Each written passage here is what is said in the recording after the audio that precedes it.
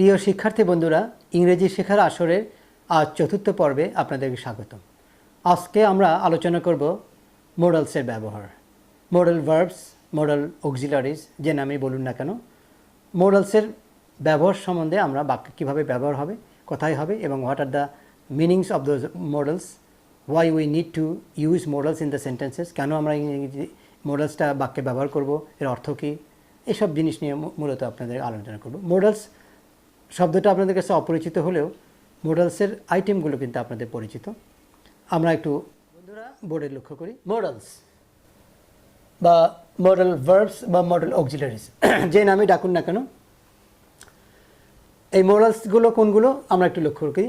Have to, has to, had to, should, এটার সঙ্গে আপনি পরিচিত আছেন। অনেকে হয়তো have to, has to, had টুর সঙ্গে পরিচিত নন। মাস্ট, এই মোডালসের সঙ্গে আপনি পরিচিত আছেন।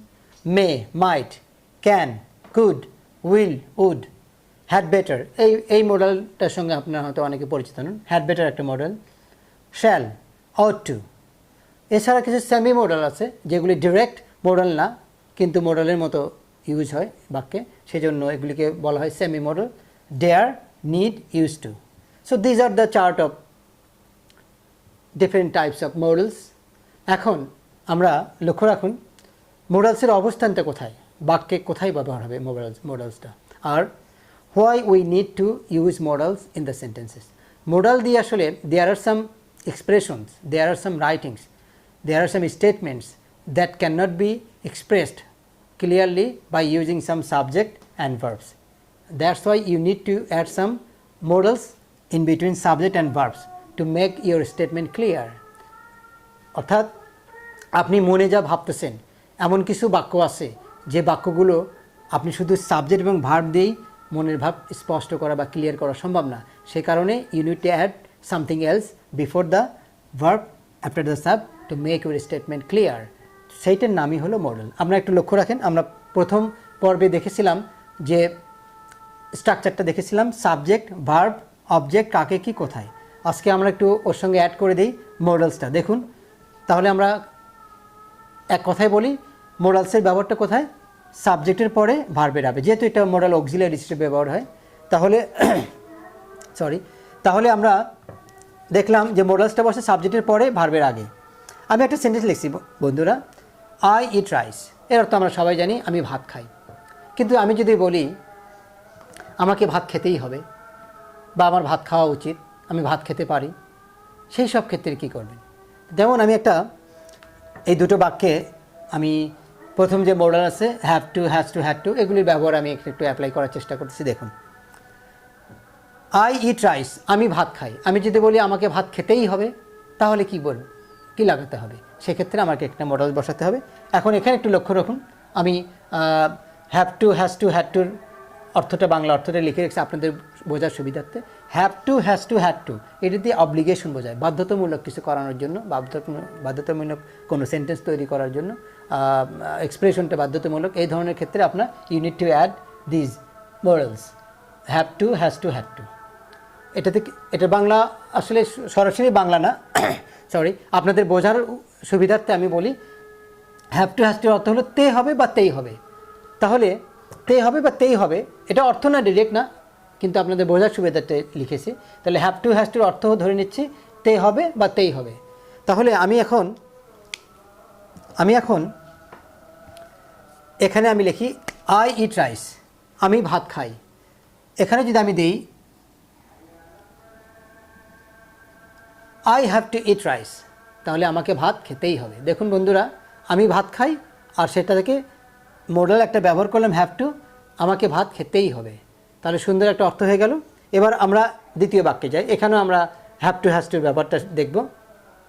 দেখুন তো বন্ধুরা, হির সঙ্গে হ্যাভ টু হবে না হ্যাজ টু হবে? আমরা এর আগে টেন্সে শিখেছি হির সঙ্গে হবে হ্যাজ, তাহলে he has to, he has to, তাহলে কি গোজ হবে? হ্যাঁ, সুন্দর একটা পয়েন্ট আপনাদের জানার উদ্দেশ্যে বলি। সাধারণত ভার্বের আগে যদি মডেল হয়, ভার্বের সঙ্গে এস বা ইএস কোনোটাই হবে না, verb must be in simple form. যদি আপনার মডেল বসে, মডেলের পর ভার্ব হলো অলওয়েজ সিম্পল ফর্ম। তাহলে আমরা দেখুন আবার লক্ষ্য করুন, হি হ্যাজ টু মডেল থাকার কারণে ইএস হলো না, আমি মিশাই দিচ্ছি, আপনার লক্ষ্য রাখুন। তার মানে আরেকটা জিনিস শিখলাম যে মডাল ব্যবহার হলে পরের সঙ্গে ভার্বের সঙ্গে এস বা ইয়েস থাকলে সেগুলি আর হবে না, যেহেতু মডেল আছে। তাহলে he has to go to school, এর অর্থ কী দাঁড়ালো? তাকে স্কুলে যেতেই হবে। তাহলে তেই হবে বা তে হবে ক্ষেত্রে আমরা কোন মডেলটা ব্যবহার করব? Have to, has two. এবার আসুন হ্যাড টু। হ্যাড টু একই রকম, তেই হয়েছিল। হ্যাড টু একই রকম, তেই হয়েছিল। তাহলে হ্যাভ টু হ্যাজ টু মানে তেই হবে, হ্যাড টু হবে, অর্থ হলো তেই হয়েছিল। আমি একটা বাক্য লিখি বন্ধুরা, আমি দুটো বাক্য লিখেছি। I went to school, I told Meena cooked rice. I went to school অর্থ হলো আমি স্কুলে গিয়েছিলাম। মিনা কুকড রাইস, মিনা ভাত রান্না করেছিল। এখন এখানে যদি আমি মডেল অ্যাপ্লাই করতে চাই, মডেল আমরা জানেন যে হ্যাড টু অর্থ হলো তেই হয়েছিল। আমি এখন মডেলটা বসায় দিই। আই হ্যাড টু, তাহলে কি হবে? মডাল বসলে কি হবে? Verb in simple form. তাহলে ভার্বটা কি হবে? আগেরটার মতো এস বা ইয়েস উঠে যাবে। তেমনই যেহেতু হ্যাড টু দিয়েছি, ওয়েন তখন কি হয়ে যাবে? Verb in simple form.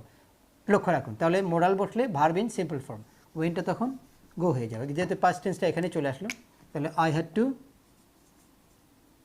Go to school, এর অর্থ কী দাঁড়ালো? I had to go to school. তাহলে পাস্ট টেন্সের ক্ষেত্রে যখন ভার্বটা পাস্ট ফর্মে থাকবে, যদি মডাল ইউজ করেন, verb must be in present form, অর্থাৎ simple form, verb in simple form. তাহলে I had to go to school, এর অর্থটা কী দাঁড়ালো? আমাকে স্কুলে যেতেই হয়েছিল বা যেতে হয়েছিল। সুন্দর একটা মডেল, এটা আমরা শিখতেছি। আর এটা দেখি, মিনা কুকড রাইস, মিনা ভাত রান্না করেছিল।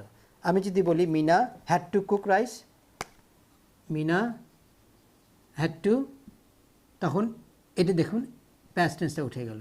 তাহলে Mina had to cook rice, এর অর্থ কী দাঁড়ালো? Mina had to cook rice, মিনাকে ভাত রান্না করতেই হয়েছিল। তাহলে something obligatory. If you like to make a sentence using the moods that something is obligatory, তাহলে সেই ক্ষেত্রে আপনি have to, has to, had টুর ব্যবহার করবেন। তাহলে আমরা হ্যাভ টু, হ্যাজ টুর ব্যবহার শিখলাম যে তেই হবে বা তেই হয়েছিল। আই হ্যাভ টু গো, আমাকে যেতে হবে। আই হ্যাভ টু ইট, আমাকে খেতে হবে। আই হ্যাভ টু স্লিপ, আমাকে ঘুমাতেই হবে। Mina has to write a letter, মিনাকে একটি চিঠি লিখতেই হবে। Mina had to come here, মিনাকে এখানে আসতেই হয়েছিল। তো বন্ধুরা, এটা ব্যবহার গেল আমাদের প্রথমটা have to, has to, have to, has to, had টুর ব্যবহার শিখলাম। এবার আমরা পর্যায়ক্রমে সবগুলো মোডালসের ব্যবহারই আমরা শিখব। আপনারা বোর্ডে লক্ষ্য রাখুন বন্ধুরা। এবার আসি শুডের ব্যবহারে। শুড অর্থ আমরা সবাই জানি উচিত, কিন্তু শুডের যখন আমরা উচিত ছিল, এটার অর্থটা আমরা অনেকে জানি না। আজকে হয়তো অনেকে আমরা প্রথম শিখতেছি। আমরা জানি যে শ্যালের প্যাস্ট টেন্স হলো শুড, তাহলে শুড তো নিজেই প্যাস্ট টেন্স, আবার শুডের আবার প্যাস্ট টেন্স কি, প্যাস্ট ফর্ম কীভাবে? আসলে শুড মানে উচিত, শুড হ্যাভ এটা দিলে আপনার উচিত ছিল হয়ে যায়। আমরা বাক্যে অ্যাপ্লাই করে দেখাচ্ছি। আপনারা দেখুন আই ইট রাইস, আমি ভাত খাই। আমি যদি বলি আমার ভাত খাওয়া উচিত, তাহলে আই শুড ইট রাইস, আমার ভাত খাওয়া উচিত। আই শুড ইট রাইস, আমার যাওয়া উচিত। I should go, you should come here, তোমার এখানে আসা উচিত। মিনা শুড স্টাডি প্রপারলি, মিনার ভালোভাবে পড়ালেখা করা উচিত। উচিত শব্দটা, এটা দিয়ে আমরা সাধারণত অ্যাডভাইস বা একটা রিকোয়েস্ট বোঝাচ্ছি। এবার আসি, ইউ হেল্প দ্য ম্যান, তুমি লোকটিকে সাহায্য করেছিলে। আমি যদি বলি তোমার লোকটিকে সাহায্য করা উচিত ছিল, সেক্ষেত্রে কী হবে? উচিত ছিল ইংলিশটা আমরা কী পেলাম? Should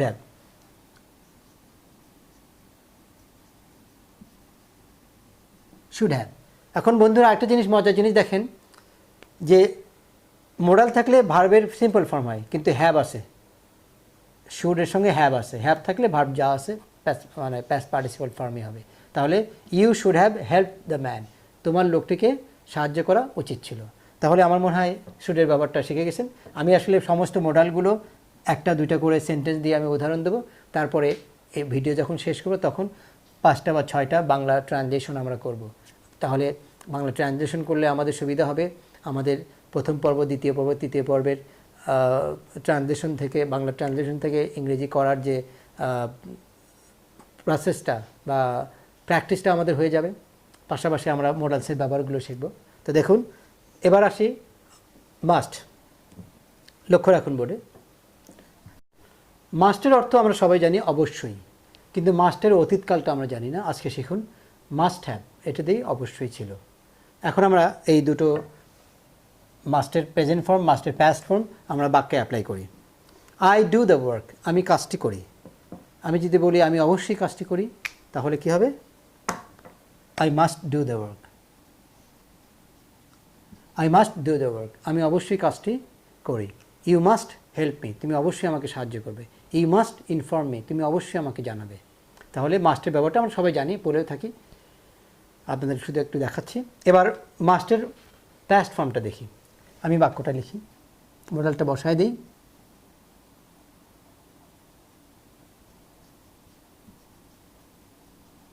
you must have done the work, তুমি অবশ্যই কাজটি করেছিলে। তাহলে মাস্টের অর্থ হলো অবশ্যই, আর মাস্ট হ্যাভ দিয়ে অতীতকাল বোঝানো হচ্ছে। তার দুটো বাক্যের আমরা একটু অর্থ দেখি। I must do the work, you must have done the work. ওই যে একই রকম, যেহেতু মাস্টের সঙ্গে হ্যাভ আছে, মূল ভার্বের প্যাস্ট পার্টিসিপল যা আছে তাই থাকলো। এবার আমরা মে মাইটে যাই। বন্ধুরা, আমরা মে মাইটের আলোচনায় আসি। মে মাইটে একটু আলাদাভাবে লিখতে হলো, কারণ মে মাইটের অনেকগুলো অর্থ মিন করে মোরালসের ক্ষেত্রে।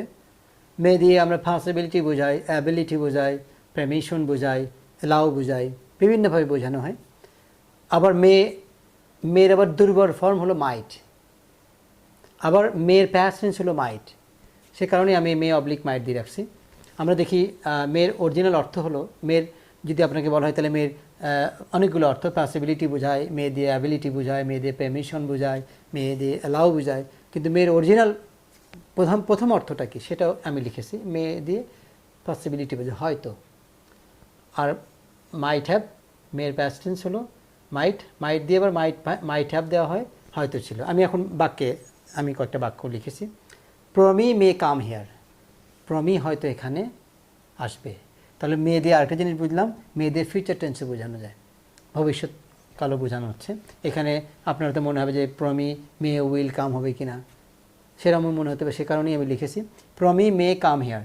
তাহলে মে দিয়ে ফিউচার টেন্সে বোঝায়, আবার শেল উইল লাগানোর দরকার পড়ে না। তাহলে প্রমি মে কাম হেয়ার এর অর্থ হলো প্রমি হয়তো এখানে আসে বা আসবে, যেটা আপনার পছন্দ। এবার দেখি ইউ মে গো নাও, তুমি এখন যেতে পারো। এখানে আমরা মেয়ের পরিবর্তে কেন ব্যবহার করতে পারতাম, ক্যানের পরিবর্তে মেয়েটা একটু ভদ্রতার সূচক হয়। তাহলে ইউ মে গো নাও, তুমি এখন যেতে পারো, এটাতে অ্যালাউ করা হলো। এখন দেখি may I come in sir, এটা আমরা প্রায়ই বলে থাকি, আমরা সবাই জানি may I come in sir, may I go now, may I do this work. এই মে দিয়ে সাধারণত এই মডেলটা দিয়ে প্রশ্নবোধকের ক্ষেত্রে এটা একটা অনুমতি চাওয়া হয়, বা you want to do something, you expect permission from somebody else. এইসব ক্ষেত্রে আমরা এটা আমরা বেশি ব্যবহার করে থাকি। তারপরে দেখি he may be sleeping now, he may be sleeping now, সে হয়তো এখন ঘুমাইতেছে। মূল কথা হলো মেয়ের অনেকগুলো অর্থ আছে, কিন্তু আপনাকে মনে রাখতে হবে কোনটা মেয়ে দিয়ে বোঝানো হয়, হয়তো। মেয়ের অর্থ হলো হয়তো। হি মে বি টায়ার্ড নাও, সে হয়তো ক্লান্ত। হি মে হেল্প মি, সে হয়তো আমাকে সাহায্য করবে। হি মে নট গো দেয়ার, সে হয়তো সেখানে যাবে না। তো মেয়েদের এইগুলি আমরা আজকে শুধু মোডালসের সঙ্গে পরিচিত করাচ্ছি। আমরা বাংলা বাক্য ট্রান্সলেশনে যেমন যাব, তখন অনেকগুলো মোডালসে এখানে ট্রান্সলেশন বাংলা থেকে ইংলিশ করার সময় অনেক মোডালসই, সব মোডালসই চলে আসবে। মূলত যেসব মোডালসটা ভেরি ইম্পর্টেন্ট সেগুলি আপনাকে দেখানো হচ্ছে। ইন কোর্স অফ টাইম আমি মডেলসের ব্যবহারগুলো বিভিন্ন বাক্যে আসবে, তখন আরও বিস্তারিত আলোচনা করা যাবে। তো মূলত আমরা have to, has to, had টুর ব্যবহার শিখলাম, শুড মাস্টের ব্যবহার শিখলাম, শুডের পাস্ট টেন্স কি, মাস্টের পাস্ট টেন্স কি সেটা শিখলাম, আর মে মাইটের ব্যবহারটা শিখলাম, মে মাইটের ফর্মগুলো শিখলাম, কীভাবে বাক্যে ব্যবহার করতে হবে। আরও দু একটা মডেলস দিয়ে আমি মূলত কয়েকটা ট্রান্সলেশন যাব। এছাড়া আমি বলি can, I can do the work, এই ক্যানের ব্যবহার সবাই পড়ি। ক্যানের পাস্ট টেন্স হলো কুড, তাহলে I could do the work, আমি কাজটি করতে পারতাম। তারপরে would, I will help you, আমি তোমাকে সাহায্য করব। আই শ্যাল গো নাও, এগুলি আমরা মোডালসের ব্যবহার জানি। যেগুলি বেশি ইম্পর্টেন্ট বা যেগুলি ব্যবহার আমরা জানতাম না, মূলত সেগুলি শেখানো হলো। Shall, will, can, could, will, would, এগুলি ব্যবহার আমরা শিখেছি। উডের একটা সুন্দর ব্যবহার আছে। উডের ব্যবহার হলো, উড দিয়ে অতীতকালেও বোঝায়, আর উড দিয়ে সাধারণত ভদ্রতা সূচক। যেমন ইংরেজরা প্রায়ই বলে থাকে উডের ব্যবহারটা, এটার ব্যবহার করতে, I would like to go, আমি যেতে চাই। আসলে আমরা বলতে পারতাম আই ওয়ান্ট টু গো, কিন্তু এটা ভদ্রতা, তাহলে উড দিয়ে সাধারণত ভদ্রসূচক। আমি যদি বলি ক্যান ইউ হেল্প মি, তুমি কি আমাকে সাহায্য করতে পারো, এটা না বলে আমি যদি বলি উড ইউ হেল্প মি, তাহলে ক্যানের পরিবর্তে কিন্তু উড ব্যবহার করলাম। উড, WOULD, আমি একটু লিখে দিই আবার, উড, উড। তাহলে ক্যানের পরিবর্তে উড ব্যবহার করতেছি কি, তাহলে ক্যানের পরিবর্তে উডটা হলো ভদ্রতা সূচক। আরও ভদ্রতা could, could you help me, এটা অনেকের মনে হবে কুড ইউ হেল্প মি, তাহলে তো অতীতকাল হলো না, এটা ভদ্রতা সূচক। ক্যান ইউ হেল্প মি আমরা বলতে পারি না, আমরা সচরাচর ক্যান ইউ হেল্প মি, আপনি আমাকে সাহায্য করতে পারেন, এটা না বলে আমরা যদি বলি উড ইউ হেল্প মি, এটা আরও ভদ্রতা সূচক। কুড ইউ হেল্প মি, এটা আরও ভদ্রতা সূচক। তাহলে আমরা সাধারণত বিভিন্ন মানুষকে জিজ্ঞেস করে থাকি, brother can you show me the way to the post office, আপনি কি আমাকে পোস্ট অফিসে যাওয়ার রাস্তা দেখাতে পারেন। তাহলে ক্যান ইউ না বলে আমরা কি বলবো, ক্যান যেখানে ব্যবহার করার ইচ্ছা হবে সেখানে আমরা না ব্যবহার করে আপনি ভদ্রতা সূচক ব্যবহার কী করবো, would you show me the way to the post office. তাহলে সুন্দর একটা জিনিস শিখলাম। এবার আমি আজকে যে মোডালগুলোর ব্যবহার শিখলাম, এছাড়া হ্যাড বেটারের ব্যবহারটা, তারপরে ডেয়ার, ইউজ টু, এগুলি ব্যবহার আমি পরবর্তী ভিডিওগুলিতে যে কোনো ট্রান্সলেশন করবো সেখানে আপনাদের একটু স্মরণ করে দেবে, এটা মডেলস, এটার এই ব্যবহার। যেহেতু সময় সংক্ষেপ, আমি আজকে মোটামুটি যে কয়টা মডেলস দেখালাম সেই মডেলসগুলোর দিয়ে আমরা কয়েকটা ট্রান্সলেশন বাংলা লিখব, সেগুলির আমরা ইংরেজি অর্থ করব। তাহলে ইংরেজি অর্থ করতে গেলে আমরা আমাদের স্ট্রাকচার অনুযায়ী বাক্য সাজানোর বিষয়টা একটু চর্চা হয়ে গেল, পাশাপাশি আমাদের মডেলসের ব্যবহারগুলো শেখা। বন্ধুরা, আমি বোর্ডে কয়টা বাংলা ট্রান্সলেশন লিখছি, এগুলি আমরা will turn this sentences into English, এবং প্রত্যেকটা বাক্যে আমি মডেল ইউজ করছি, সেই মডেলের ব্যবহারগুলো আমরা দেখব। তো আমরা শুরু করি। সাবজেক্ট কি আছে, তোমাকে, মানে ইউ, তোমাকে একদিন পর পর এখানে আসতেই হবে। আমি অ্যান্সারটা লিখে দিই। ভার্ব আছে আসা, কাম। তাহলে মডেল কি আছে, তেই হবে, তাহলে you have to come, you have to come, তাহলে তোমাকে আসতেই হবে, ইউ হ্যাভ টু কাম, তোমাকে আসতে হবে। আবার সেই স্ট্রাকচার, তোমাকে আসতেই হবে, ইউ হ্যাভ টু কাম। কাকে আসতে হবে, উত্তর নেই। কি আসতে হবে, উত্তর নেই। কোথায় আসতে হবে, here, you have to come here. এবার বলুন তো বন্ধুরা, একদিন পর পরের ইংলিশ কি?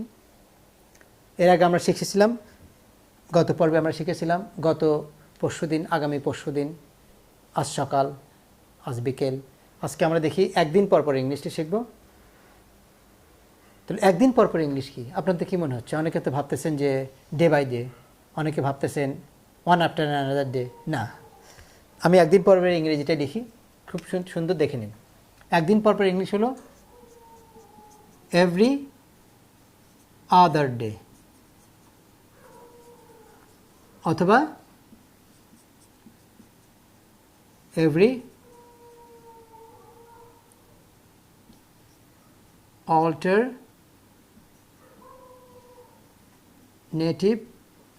ডে, এভরি আদার ডে অথবা এভরি অল্টারনেটিভ ডে। আপনাদের জন্য সহজ হবে এভরি আদার ডে। তাহলে ভালো একটা ইংরেজি শিখলাম, একদিন পর পর ইংলিশটা এভরি আদার ডে। তাহলে you have to come here, তোমাকে এখানে আসতেই হবে, you have to come here, এখানে তোমাকে এখানে আসতেই হবে এভরি আদার ডে।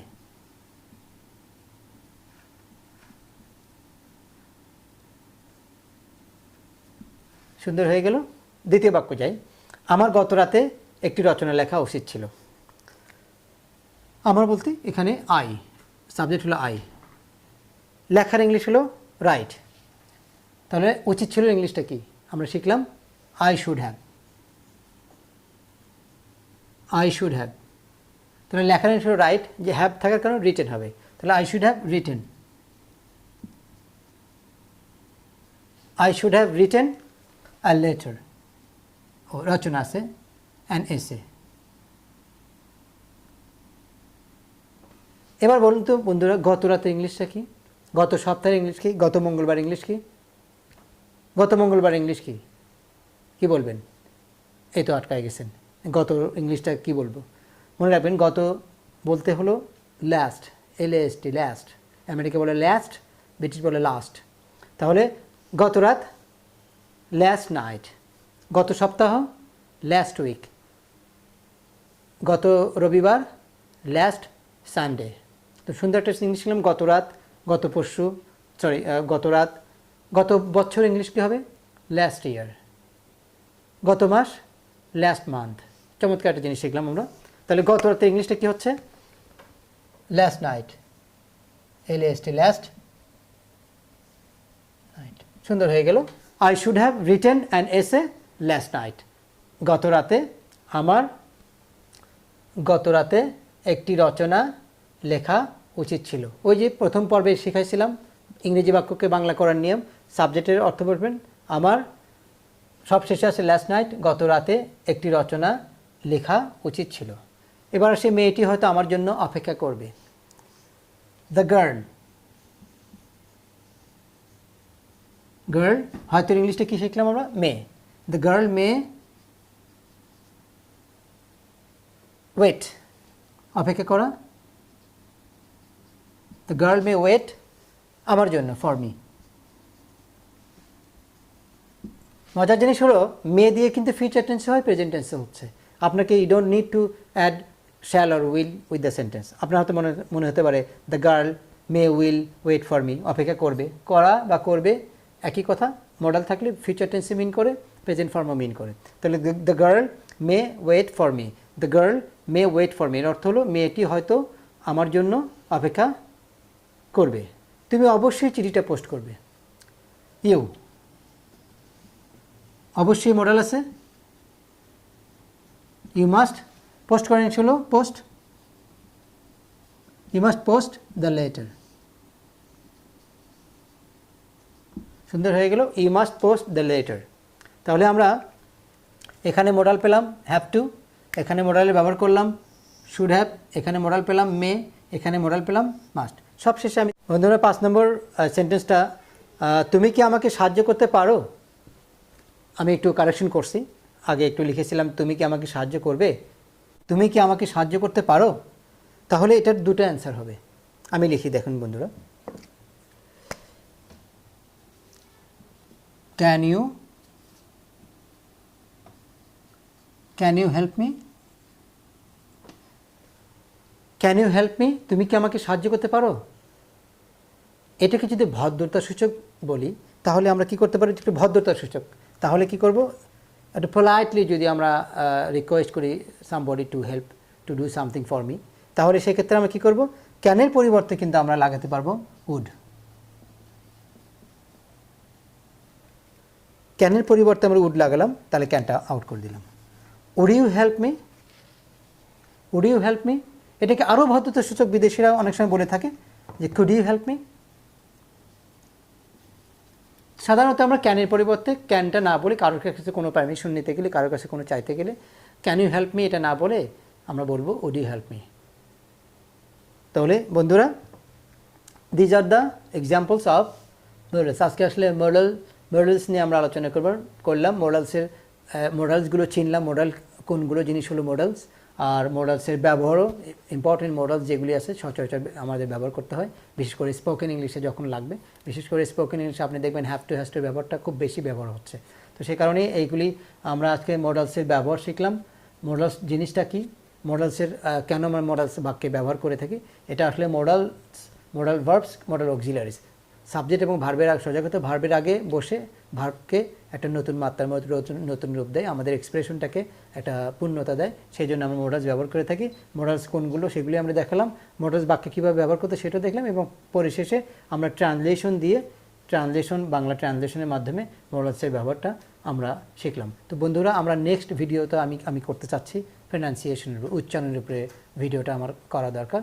আর নেক্সট ভিডিও হবে আমার প্রনাউন্সিয়েশনের উপরে। তারপরে আমি ভিডিওটা করব বি ভার্বের ব্যবহারে। বি ভার্বের ব্যবহারে আমাদের অনেকেরই কনফিউশন আছে, আমাদের অনেকেরই একটু ভুল হয়। বিশেষ করে বি ভার্ব দিয়ে আরও দুটো স্ট্রাকচার আছে। আমরা এতদিনে শিখেছি সাবজেক্ট, ভার্ব, অবজেক্ট, কাকে কি কোথায়। ওই স্ট্রাকচার দিয়ে, যেমন আমি বলেছিলাম 80% of the sentences can be made by using that structure. এছাড়া আরও দুটো স্ট্রাকচার আছে বি ভার্ব দিয়ে। আসলে বি ভার্বের ব্যবহারের সময় আমি স্ট্রাকচারও শেখাই দেবো। তাহলে ওই বি ভার্ব দিয়ে বাকি ট্রানজেকশনগুলো হবে। আই মিন এই দুটো বা তিনটে স্ট্রাকচার দিয়ে you can make any sentence into English. আমার মনে হয় পৃথিবীর যত বাক্য আছে এই তিনটা স্ট্রাকচারে আপনি ইউ ক্যান ডু ইট। আর স্পোকেন ইংলিশে তো আরও ভালোভাবে শেখাবো। তো আমাদের আমি আবারও বলি, those who are highly interested in learning English language, please follow my videos serially. এটা আমার চতুর্থ পর্ব। আমি আশা করব আপনারা প্রথম পর্ব দেখবেন, দ্বিতীয় পর্ব দেখবেন, তৃতীয় পর্ব দেখবেন, তারপরে চতুর্থ পর্ব দেখবেন। আর আমি পঞ্চম পর্বে আমি আবারও বলছি, প্রনাউন্সিয়েশনের উচ্চারণের উপরে আমাদের অনেকেরই প্রবলেম হয়। বিশেষ করে আপনাকে যদি একটা ইংরেজি লিখে দেওয়া হয়, you can understand, easily understand. কিন্তু ওই ইংরেজি লেখাটা যদি কোনো ফরেনার, যাদের ইংলিশ স্পোকেন কান্ট্রিজ বা মাদার টাং যাদের ইংলিশ, তারা যখন ইংরেজিতে কথা বলি, you fail to understand. Why? What are the reasons?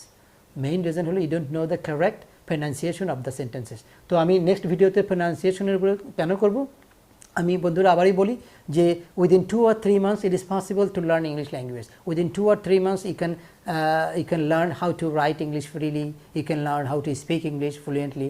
But 2-3 মাসে কিন্তু আপনি প্রনাউন্সিয়েশন শিখতে পারবেন, উচ্চারণ শেখা সম্ভব না, ইট উইল টেক ইয়ার্স। কিন্তু আমি তো আপনাদের একটু ধারণা দেবো কেন আপনারা ফরেনারদের ইংরেজিটা পড়ে বুঝতে পারেন না, কেন আপনারা কারেক্ট প্রনাউন্সিয়েশনটা বোঝেন না, বা কারেক্ট প্রনাউন্সিয়েশন করার যে সিস্টেমটা সেগুলি আমি সঙ্গে পরিচয় করাবো। ওভারনাইট আমরা it is not possible for you to learn pronunciation of every word. তো সে কারণে আমি মনে করি নেক্সট ভিডিওটা আমি ধারণা করতেছি প্রনাউন্সিয়েশনের উপর করবো। আপনারা সবাই আমার ভিডিওগুলো দেখবেন আর আমার বিভিন্ন পর্বগুলো আমি আবারও বলছি ফলো করবেন। I hope you would be successful in learning English language. আর আমার রিটেন ইংলিশ লেখা শেষ করার পরে, শেখানোর পরেই আমি স্পোকেন ইংলিশে চলে যাব। তো নেক্সট ভিডিওটা কী হবে বন্ধুরা? প্রনাউন্সিয়েশনের উপরে, তারপরে হবে আমার ভিডিও হবে বি ভার্বের উপরে। তো until then, have a good time. Thank you very much.